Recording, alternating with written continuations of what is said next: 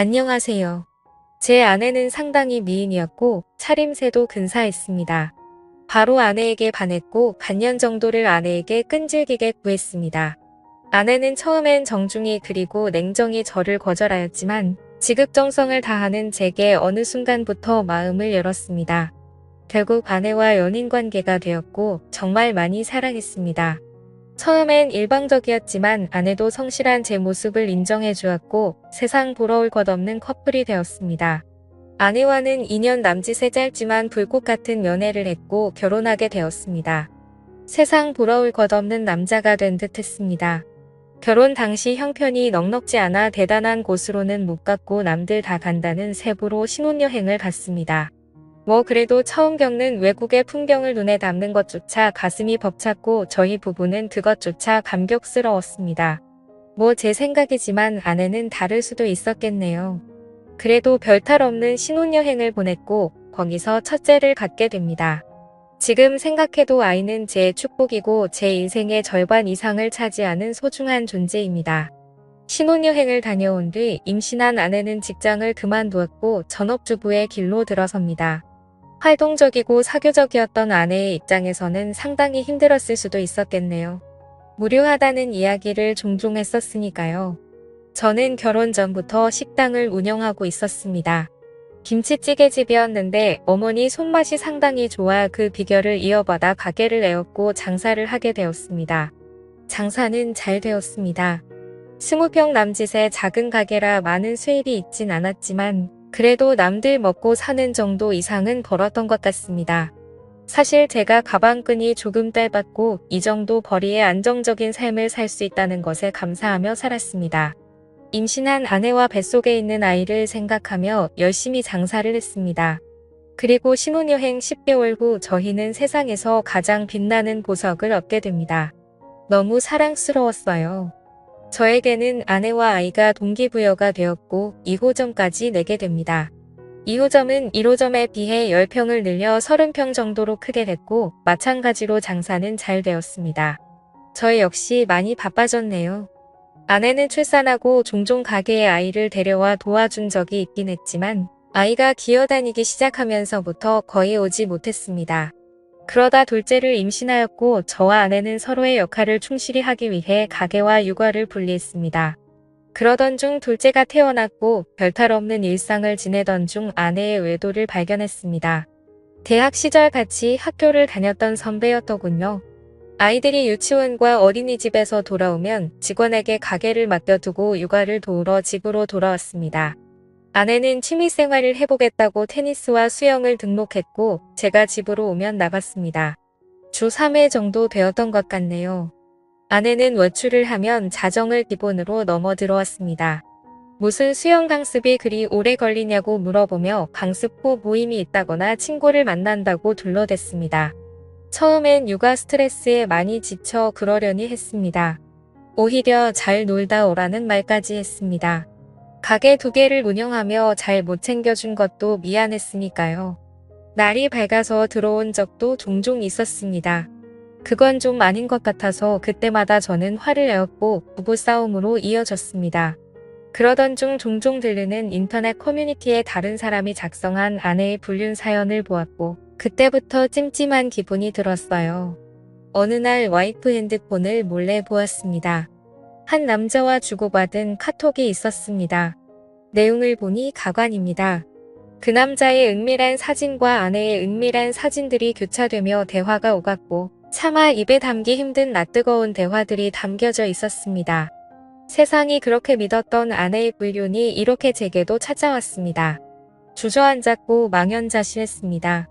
한참 허공을 바라보다가 화가 치밀어 다 뒤집어 엎어버릴까 하다가 차분히 생각할 시간을 가졌고 다음 날 아내에게 조용히 말을 꺼냈습니다. 와이프는 당돌하게도 외도 사실을 순순히 인정하네요. 아니라고 해명이라도 하길 바랐는지도 모릅니다. 증거가 그리 나왔으니 발뺌하기도 어려웠겠지만요. 아내를 다그쳤고 저는 남자를 만났습니다. 카톡 내용을 들이밀었습니다. 그 남자도 처음 겪는 일이고 무서웠는지 저한테 있었던 일을 다 말해주더군요. 대학 선배였고 졸업 후 과 모임에서 만나 정을 치웠다고 합니다. 물론 아내가 애 딸린 유부녀인 것도 모두 알고 있었고요. 이야기를 들어보니 이 두 년 놈들 대단합니다. 가장 황당했던 사건은 주말에 저는 일이 있어서 못 갔던 여행을 그 남자와 아내 그리고 저희 아이들과 같이 갔답니다.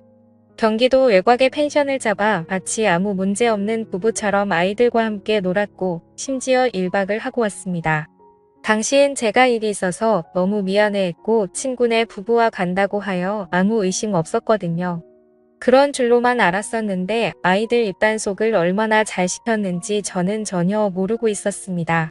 심지어 아내에게서 교차 체크한 결과 그날 부적절한 행위까지 했다고 자백받았습니다. 어떻게 사람이 이럴 수 있을까요? 아이들을 방에 재우고 다른 남자와 바람을 피울 수 있는지 지금 생각해보면 이건 도저히 사람으로서 용서가 안 되는 일이었지만 무릎 꿇고 사과하는 아내에게 그간의 정이 남아있어 바보 같게도 저는 용서를 해주고 맙니다. 제가 등신이 많네요. 그때 봐주는 게 아니었는데 애들도 둘이나 했고 처음 당하는 일에 어안이 벙벙했단 터라 애석하게도 저는 용서를 해주었습니다. 미친 듯이 화가 났지만 그래도 아내를 너무 사랑했습니다. 모든 게 못난 제 탓이라니 했고 앞으로의 미래만 보고 원상태로 돌리려 많이 노력했습니다. 주말이면 아내와 아이들과 함께 매주 놀러갔고 의식하지 않으려 그간의 일들을 입 밖에 꺼내지도 않았습니다. 아내도 많이 달라지는 듯 했고 자정이 넘어서에 들어오던 위험한 외출은 거의 없어졌습니다. 시간이 지나니 일주일에 한 번 정도는 늦게 들어오는 날이 있었으나 설마 또 그러겠냐는 아니란 생각을 했네요. 그러다 또 사건이 터졌습니다. 어느 날 아내는 저에게 한증막에 다녀온다고 기다리지 말라고 톡을 보내왔습니다. 순간 너무 찝찝했는데 용서했다고 하나 그 당시의 일을 완전히 잊지는 못했던 것 같습니다. 예전에 와이프 폰에서 보았던 모텔로 애들을 재우고 무작정 가보기로 했습니다. 카카오 택시의 이용 내역에서 발견한 곳입니다. 남양주에 있는 한 숙박업소였습니다. 전 그곳 주차장에서 아내의 차를 발견하고 말았습니다. 이런 기막힌 우연은 어떻게 딱 들어맞는지 왜 또 이런 시련을 또 겪어야 하는지 너무 아팠습니다. 주차장에 나란히 세워져 있는 또 다른 차가 굉장히 의심스럽더군요.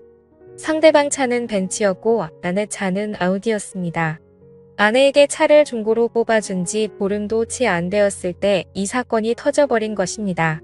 나란히 그 두 대의 차를 핸드폰으로 찍어놨습니다. 그리고 와이프가 내려오길 기다렸습니다. 처음에 3층에서 한 남자가 내려오더군요. 그리고 엘리베이터가 다시 3층으로 올라가고 바로 와이프가 내려옵니다. 먼저 내려온 남자는 저만치 멀리 가서 담배를 태우고 있었고 3층에서 내려온 아내는 저를 보더니 황당해 하더군요. 그 표정을 잊을 수 없습니다. 저는 바로 와이프를 추궁하기 시작했습니다. 왜 한증막을 간다던 사람이 여기 있냐, 누구랑 있었냐. 아내는 혼자 있었다라는 말만 하더군요. 말도 안 되는 억지였지만 아내는 이번에 걸리면 끝이라는 걸 알기에 딱 잘라댑니다. 아니 어떻게 혼자 모텔에 있을 수 있냐는 말에 이곳이 온천이 나와 여기로 왔답니다. 그때 멀찌감치 있던 3층에서 내려온 남자가 의심되어 그 남자에게 다가가 물어봤습니다. 그 남자는 아내를 전혀 모른다고 했습니다. 아내도 모르는 사람이라고 했습니다. 아내와 6년 살면서 처음으로 손찌검을 했습니다. 아내를 데리고 모텔 3층으로 올라갔습니다. 몇 호에 있었냐고 물어보니 대답을 안 해주더군요.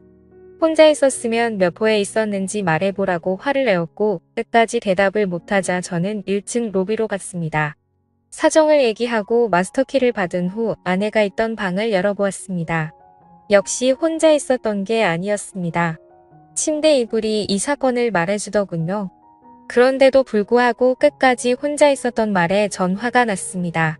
추후 알게 된 내용이지만 아내는 그냥 아는 오빠 동생 사이고 그곳에서는 서로 다른 방에 있었다고 말하고 있습니다.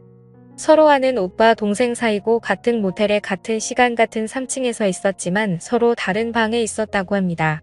이 말을 누가 믿을 수 있겠습니까? 아는 동생한테 벤츠 차량 조회를 해봤더니 수원 자동차 매매단지 매물이라고 하더군요. 맞습니다. 그 남자는 중고차 딜러였습니다. 연락처도 알고 회사도 알고 그 남자에게 무작정 전화를 해보았습니다. 그 남자가 하는 말은 아내가 하는 말과 맞춘 듯이 똑같습니다. 아내는 아는 동생이고 본인은 다른 방에 있었다고 합니다. 온천하러 갔었다고요. 이거 가능한 일입니까?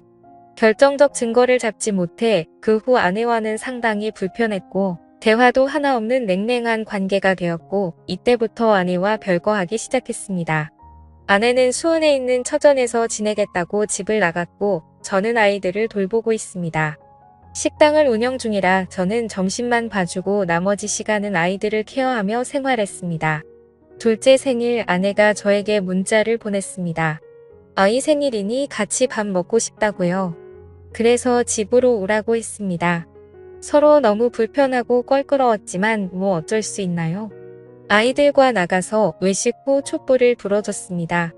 아이들은 엄마 언제 돌아오냐 하며 계속 칭얼댑니다. 그렇게 식사를 마치고 아내는 집으로 와서 할 이야기가 있다고 시간 좀 내달라고 합니다. 아내는 이미 저에게 모든 정이 사라진 상태이며 이혼을 결심했고 빠른 시간에 정리하자고 합니다. 어느 정도 예상은 했지만 직접 아내 입에서 그 말을 들으니 정신이 멍하다군요. 사실 제가 거기서 그러면 안 되는 거였는데 아직 아내를 사랑하고 있기 때문에 아내를 설득했습니다. 참 비참하고 억울했습니다. 제가 다그치고 아내는 빌었어야 하는 상황에 오히려 제가 설득을 하고 회유를 하는 상황이었으니까요. 아이들은 어쩌냐. 아직 우리 다시 해볼 수 있는 거 아니냐. 집으로 다시 돌아와라. 수차례 설득을 했지만 마음이 확실히 떠났는지 완강하게 거절합니다. 저도 대화를 하다 보니 어느 정도 포기가 되었고 소송 이혼을 하고 싶었지만 합의로 최대한 아내에게 맞춰주었습니다. 자동차와 적금 2천만 원, 현금 5천만 원 주기로 하였고 양육비는 안 받는 걸로 했습니다. 그래도 한때는 뜨겁게 사랑했던 그 여자를 그렇게 보내주었습니다. 그날 모텔에서 있던 사건은 의문만 남기고 끝나게 되었네요. 다 잊기로 했습니다. 지금 아이들은 어머니께서 와주셔서 케어해 주시고 저도 일찍 퇴근하여 같이 보고 있습니다. 다행히 아이들에게도 익숙한 일상이었던지라 큰 무리 없이 잘 커주고 있습니다. 훗날 어느 정도 성장했을 때 저를 원망할 수도 있겠지만 최대한 부족함 없이 키워줄 예정입니다. 아이들 성격이 많이 밝아요. 항상 웃음을 입가에 머금고 살거든요. 세상 소중한 우리 아이들. 아빠가 미안합니다. 여기까지 제 이야기는 끝입니다. 긴 사연 들어주셔서 감사합니다. 그런데 과연 서로 알고 있는 두 남녀가 같은 날 같은 층방에서 아무 일 없이 있었다는 게 가능한 이야기일까요? 오늘의 사연 들어주셔서 감사합니다. 여러분의 생각은 어떠신지 댓글 달아주세요. 재미있게 시청하셨다면 구독, 좋아요 부탁드립니다. 감사합니다.